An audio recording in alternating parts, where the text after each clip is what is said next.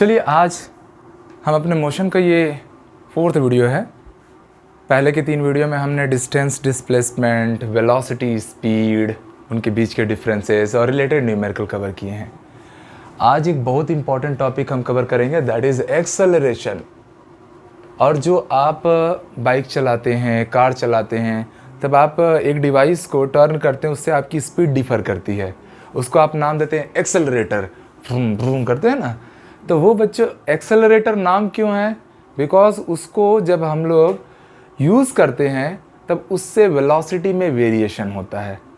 यहीं से एक्सेलरेशन का डेफिनेशन जनरेट हो जाएगा कि जब भी एक्सेलरेशन नाम का वर्ड तब आएगा जब वेलोसिटी में वेरिएशन जनरेट हो। तो एक लाइन में आपको बोला गया है एक्सेलरेशन के बारे में definition, it is defined as the rate of change of velocity with time. बच्चे एक बात आप हमेशा जान लीजिए, जब भी आपको रेट वर्ड बोले, रेट वर्ड का मीनिंग ही है टाइम के रिस्पेक्ट में डिवाइड कर देना। ओके, यहाँ टाइम से आपको तो डिवाइड करना ही करना था। आगे बोला गया था चेंज ऑफ वेलोसिटी, तो मैंने लिख दिया चेंज इन वेलोसिटी या चेंज ऑफ वेलोसिटी, बन गया एक्सेलरेशन का डेफिनेशन। फॉर एग्जांपल आप नेक्स्ट 2nd चैप्टर में आप पढ़ेंगे कि force is equals to rate of change of linear momentum. Rate of change of linear momentum, फिर से रेट वर्ड बोला है तो रेट से टाइम से डिवाइड कर दिया। किस में चेंज? लीनियर मोमेंटम में चेंज। डेल्टा का मतलब होता है चेंज, मतलब एक पॉइंट से दूसरे पॉइंट के बीच में जो डिफरेंस आता है उसको हम डेल्टा से रिप्रेजेंट करते हैं। तो जब भी रेट वर्ड आता है उसका मतलब ही है कि आपको टाइम से डिवाइड करना है। ओके, तो चलिए देखते हैं। तो मैंने एक्सेलरेशन का जनरल फार्मूला जनरेट कर दिया है, that is change in velocity upon total time taken. Because ये रेट है मतलब टाइम से डिवाइड करना है। अब बच्चों आप सबको पता है वेलोसिटी कौन सी फिजिकल क्वांटिटी है, स्केलर है कि वेक्टर है। इसलिए मैंने फर्स्ट वीडियो में ही वेक्टर स्केलर के बीच में पूरे डिफरेंसेस क्लियर किए थे। तो वेलोसिटी एक वेक्टर क्वांटिटी है जो पूरे पाथ पे डिपेंड नहीं करती है, केवल पॉइंट पे डिपेंड करती है, इनिशियल पॉइंट पे और फाइनल पॉइंट पे। तो बच्चों जब चेंज इन वेलोसिटी बोलना होगा तो मैं क्या बोलूँगा? Final velocity. चेंज करना है मीन्स माइनस इनिशियल वेलोसिटी। बाकी पूरे पाथ के बीच में क्या वेलोसिटी रहा उससे हमको कोई लेना देना नहीं है, अपॉन टाइम टेकन। तो यहाँ से आप एक्सेलरेशन को हम ए से रिप्रेजेंट करेंगे। तो एक्सेलरेशन का एक जनरल फार्मूला बन गया, final velocity is represented by v minus initial velocity is represented by u upon t। तो this is the general formula of acceleration, a equal to v minus u upon t, where a is acceleration, v is final velocity, u is initial velocity, t is total time taken। अब बच्चों इससे related अगर factual point देखा जाए तो acceleration के numerator में कौन सी क्वांटिटी आई थी? Vector quantity. Velocity is the vector quantity, that's why acceleration is also कौन सी क्वांटिटी हो गई? Acceleration is a vector quantity. वो भी कौन सी क्वांटिटी निकल गई? Vector quantity. वेरी सिंपल, मतलब इसके पास मैग्नीट्यूड भी होगा और डायरेक्शन भी होगा, और जब जब डायरेक्शन रिवर्स होगा तब एक्सेलरेशन का सिंबल चेंज हो जाएगा। जैसे आपको पता है ग्रेविटेशनल एक्सेलरेशन कहाँ है? डाउन। हम ऊपर जाते हैं तो अर्थ की ग्रेविटी हमें नीचे खींच लेती है, मतलब ग्रेविटी कहाँ लग रहा है? Down the earth. तो जब आप ऊपर जाएंगे उस समय जो आपका एक्सेलरेशन रहेगा वो अर्थ के डायरेक्शन के अपोजिट है, दैट्स मीन्स आप उसको नेगेटिव कंसिडर करेंगे। एक और चीज़, अगर यूनिट की बात की जाए एक्सेलरेशन का यूनिट, तो बच्चों वेलोसिटी का यूनिट क्या होता है? Metre per second. उतना तो पढ़े हम लोग, उतना न्यूमेरिकल ही बनाए हैं। और टाइम का क्या है? सेकेंड। तो जब मैं इसको सॉल्व करूंगा तो मीटर पर सेकेंड, ये सेकेंड मल्टीप्लाई हो गया, क्या हो गया? तो मीटर पर सेकेंड स्क्वायर, इसका यूनिट हो गया मीटर पर सेकेंड स्क्वायर। या तो मैं इसको ऐसा भी लिख सकता था, मीटर पर सेकेंड स्क्वायर, दोनों की मीनिंग सेम है। ओके, तो ये एक्सेलरेशन से रिलेटेड डेफिनेशन और उसका जनरल फार्मूला। अब चलिए आगे आते हैं हम लोग। बच्चों हमने एक्सेलरेशन सीखा, एक्सेलरेशन का जनरल फार्मूला भी बनाना सीखा। अब मैं आपको बड़ी इंपॉर्टेंट चीज़ें बता रहा हूँ। देखो, हम पूरा क्वालिटी एजुकेशन कर रहे हैं, एक एक चीज़ जो आपको पता होना चाहिए एज अ सिंसियर स्टूडेंट, मैं वो पूरी बातें आपको बताऊंगा। तो एक्सेलरेशन से रिलेटेड हम कुछ केसेस जनरेट करेंगे, जिससे फर्स्ट केस है हमारा in uniform constant velocity motion. Constant velocity motion. तो बच्चों, अगर हमारा वेलोसिटी कांस्टेंट है, इसका मतलब तो समझ गए तुम लोग कि initial velocity and final velocity आपस में क्या हो गई? इक्वल हो गई। तो बच्चों, जब भी यूनिफॉर्म कांस्टेंट वेलोसिटी मोशन होगा, मतलब वेलोसिटी में चेंज हो नहीं रहा है। तो जब वेलोसिटी में चेंज नहीं हो रहा है, और अभी अभी आपने पढ़ा था acceleration is equal to v minus u by t. v और u की वैल्यू आपस में क्या है? इक्वल है। तो आप v की जब भी u रखिए तो u माइनस यू कितना आ गया? 0। तो मैंने यही बात आपको पहले भी बताया कि एक्सेलरेशन केवल तभी जनरेट होगा जब वेलोसिटी में वेरिएशन हो या उसके डायरेक्शन में वेरिएशन हो। समझ में आ रहा है? वेलोसिटी में वेरिएशन कब होगा? तो ये भी मैंने आपको अपने सेकंड वीडियो में पढ़ाया हुआ है, जब उसका मैग्नीट्यूड चेंज हो, आइदर उसका डायरेक्शन चेंज हो और दोनों चेंज हो। ठीक है? अगर ये तीनों केस ओबे ना हो, वेलोसिटी सेम रह जाए, इनिशियल और फाइनल वेलोसिटी की वैल्यू या डायरेक्शन अगर सेम आ रहा है, तो आप समझिए उस समय एक्सेलरेशन की वैल्यू क्या हो जाएगी? 0 हो जाएगी।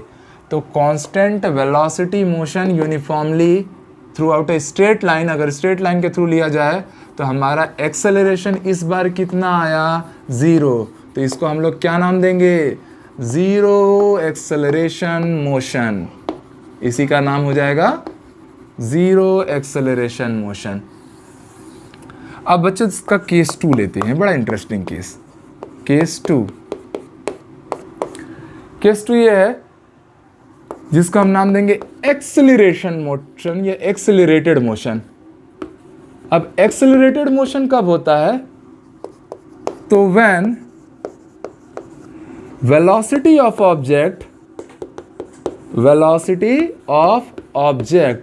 इंक्रीजेस, जब ऑब्जेक्ट की स्पीड कंटिन्यूसली इंक्रीज करे, स्पीड नहीं velocity, with respect to time, with respect to time. तो टाइम के साथ अगर ऑब्जेक्ट की स्पीड इंक्रीज करते जाए, आप अपने एक्सेलरेटर को लेते जाइए, आप देखते जाएंगे आपकी स्पीड बढ़ते जाएगी, 20, 30, 80, 50, ऐसे ही 80, 100, 110 आपकी स्पीड या आपकी वेलोसिटी कंटिन्यूसली बढ़ रही है। तो उस केस में बच्चों आप बोलेंगे आपकी फाइनल वेलोसिटी इनिशियल वेलोसिटी से क्या है? ज़्यादा है।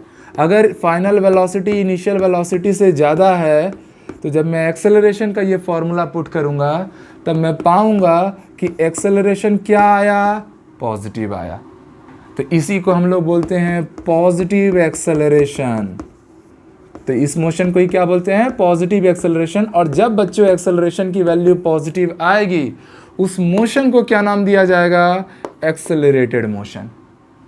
यहाँ एक पॉइंट आप याद रखिएगा कि एक्सेलरेटेड मोशन में डायरेक्शन ऑफ एक्सेलरेशन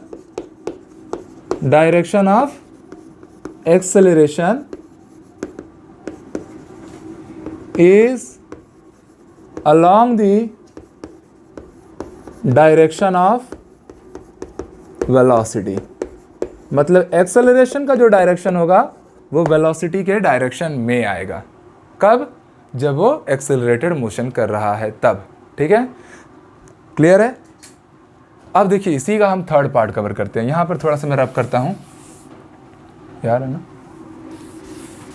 तो बच्चों, अभी हमने एक्सेलरेशन से रिलेटेड 2 केसेस कवर किए, जीरो एक्सेलरेशन का, दूसरा एक्सेलरेटेड मोशन का। अब थर्ड केस हम कवर कर रहे हैं, दैट इज रिटार्डेशन या रिटार्डेड मोशन का। इसी को हम लोग रिटार्डेशन भी बोलते हैं। इसमें क्या होता है? ये कब जनरेट होता है? तो when velocity of object decreases with respect to time। Okay, let's assume आप अपनी बाइक चला रहे हैं और आपने उस एक्सेलरेशन को छोड़ना शुरू किया, तो जैसे जैसे आपका एक्सेलरेटर कम होते जाएगा, आपको पता है आपकी वेलोसिटी, आपकी स्पीड भी कम हो रही होगी। तो एक्सेलरेशन में ये जो नेगेटिव डिक्रीमेंट हो रहा है, इसी को हम लोग क्या नाम देते हैं? रिटार्डेशन। और इस मोशन को हम क्या नाम देते हैं? Retarded motion. ओके, तो अब बच्चों यहाँ पर समझिए, फाइनल वेलोसिटी जो रहेगी वो डिक्रीज कर रही है टाइम के रिस्पेक्ट में, मतलब इनिशियल वेलोसिटी फाइनल से इस बार ज़्यादा होगी। तो जब इनिशियल वेलोसिटी फाइनल से ज़्यादा होगी तो आप खुद समझ सकते हैं कि u की वैल्यू v से ज़्यादा है। अगर v2 है तो u3 है, तो 2 - 3 डाटा जो आएगा वो कैसा आएगा? नेगेटिव आएगा। मतलब हमें यहाँ पर क्या मिला? किस टाइप का एक्सेलरेशन मिला? एक नेगेटिव एक्सेलरेशन मिला। यहाँ हमें नेगेटिव एक्सेलरेशन मिल रहा है। अब बच्चों जब ये एक्सेलरेशन नेगेटिव होता है तभी इसी को हम क्या नाम देते हैं? रिटार्डेशन। इसी को हम क्या नाम देते हैं? रिटार्डेशन। तो नेगेटिव एक्सेलरेशन इज रिटार्डेशन। कोई पूछे what is retardation? One line में आंसर, नेगेटिव एक्सेलरेशन सर। अब यहाँ पर बच्चों एक चीज नोटिस करना है आप लोग कि इस बार जो डायरेक्शन ऑफ एक्सेलरेशन होगा, पहले केस में एक्सेलरेशन का direction along the direction of velocity था। यहां पर direction of acceleration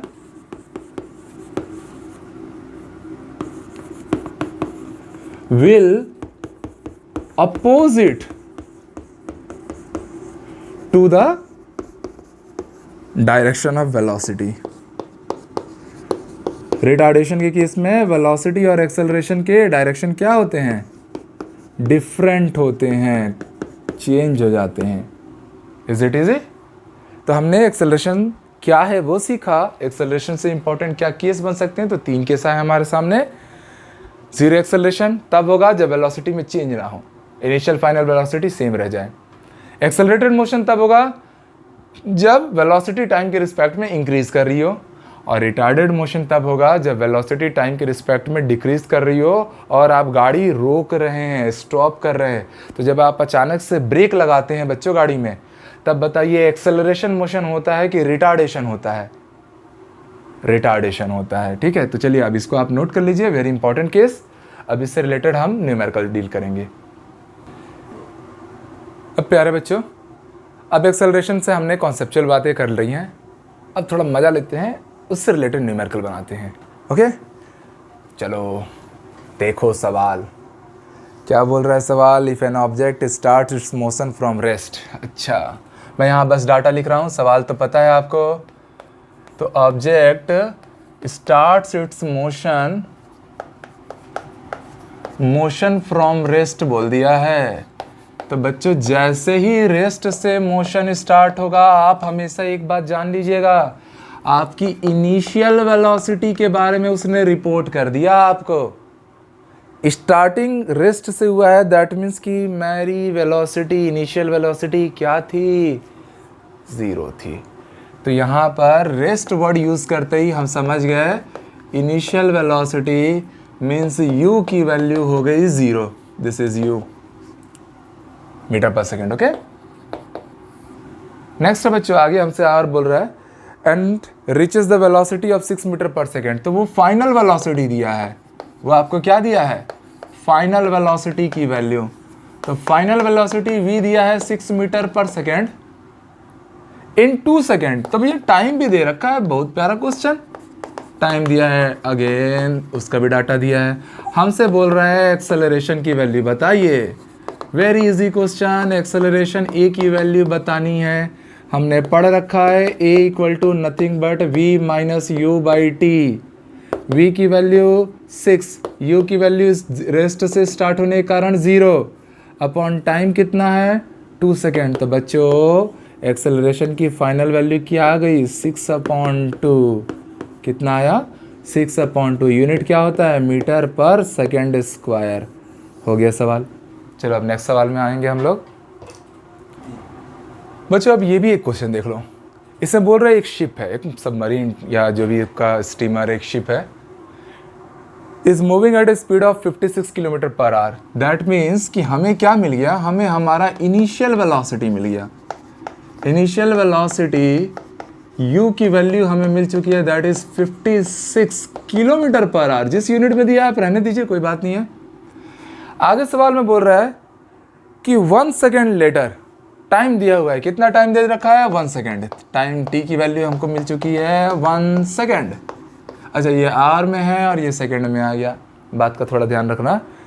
it is moving at a speed of 58 kilometre per hour. तो बच्चों ये हमारा फाइनल स्पीड भी मिल चुका है हमें। फाइनल स्पीड किसकी वैल्यू, v की वैल्यू आ चुकी है 58 किलोमीटर पर आवर। हमसे डिमांड किया गया है एक्सेलरेशन की वैल्यू बता दीजिए। तो सवाल तो सिंपल हो चुका है, बस डाटा का यूनिट का आप ध्यान रखेंगे। यहाँ यूनिट सेकंड में है और ये किलोमीटर पर आवर में है, तो कन्वर्ट करना पड़ेगा। तो बच्चों हमने एक्सेलरेशन पढ़ा है v minus u by T. Final velocity कितनी है 58, इनिशियल 56, रेस्ट से तो स्टार्ट हुआ नहीं था। तो जिस वेलोसिटी को अगर वो गिवन कर दे तो हमको वो डाटा लेना पड़ेगा। हर बार u 0 होता है, ये मिथ अपने दिमाग में मत पालना। टाइम कितना दिया है 1 सेकेंड, पर बच्चों ध्यान दो, ये था किलोमीटर पर आवर और ये किस में है सेकंड में।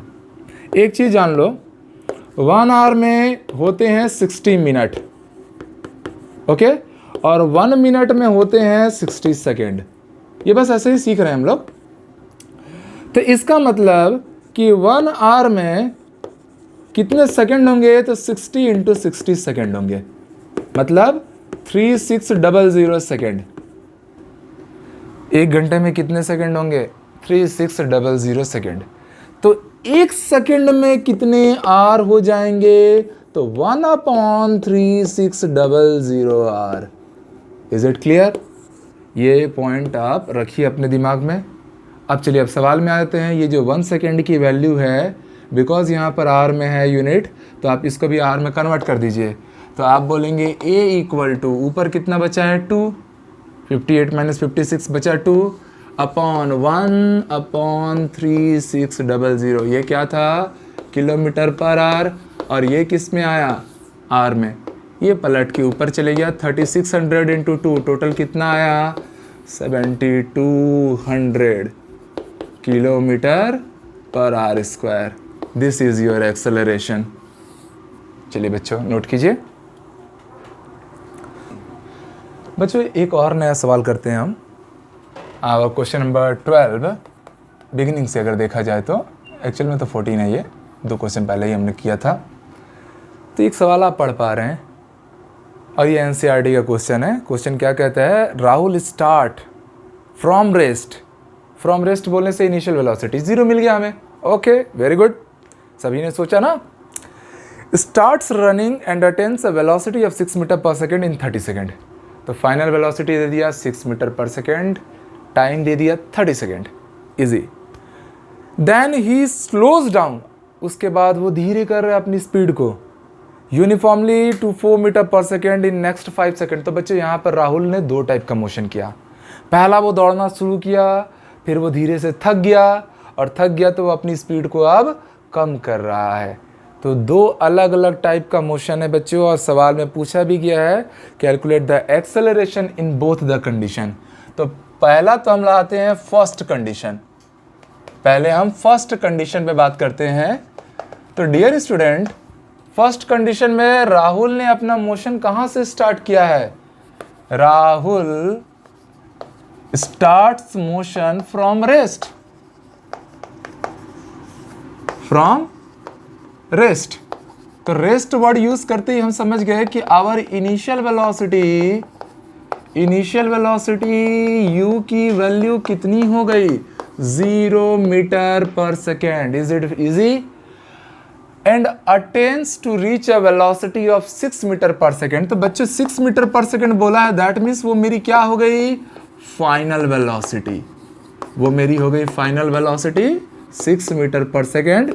कितने टाइम में बच्चों 30 सेकेंड में। राहुल ने ये स्पीड कितने टाइम में कवर की 30 सेकेंड में। तो बच्चों यहाँ पर अगर आपसे एक्सेलरेशन के बारे में बात किया जाए तो सभी ने पढ़ा है acceleration a equal to final velocity minus initial velocity upon time taken. Final velocity हमारे पास कितना है 6, इनिशियल 0/30, सॉल्व किया मैंने, दिस इज 6/30 मीन्स 1/5।